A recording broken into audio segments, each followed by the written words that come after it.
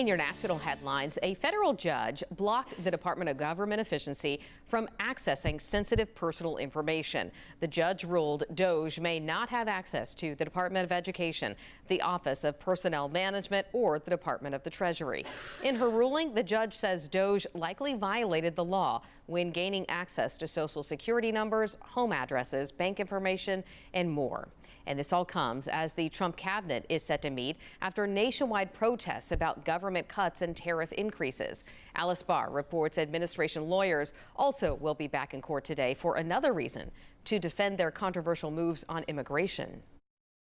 Requested that President Trump holding his next cabinet meeting today after the last one led to reported rifts between a few cabinet secretaries and billionaire cost cutter Elon Musk. Over the weekend, some of the biggest protests yet to government cuts. This is just craziness happening right now, and we're just fighting back.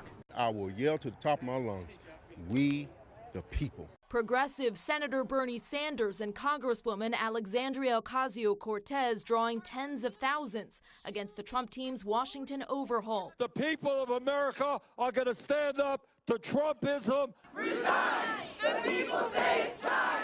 As Democrats search for direction with protests outside the home of the Senate's top Democrat, Chuck Schumer, after he backed a Republican funding bill to prevent a government shutdown. Look, I'm not stepping down. Promising to fight harder. Donald Trump is a lawless, angry man.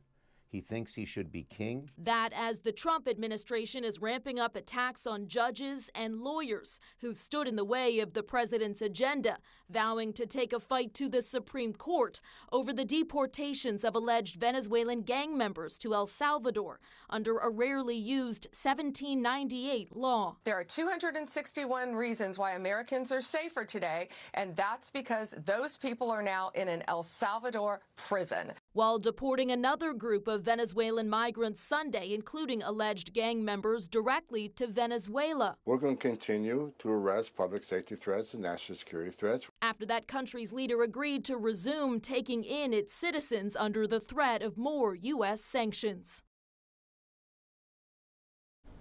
Secretary of Homeland Security Kristi Noem is expected to travel to El Salvador Wednesday. She will visit the mega prison where the Trump administration sent hundreds of migrants.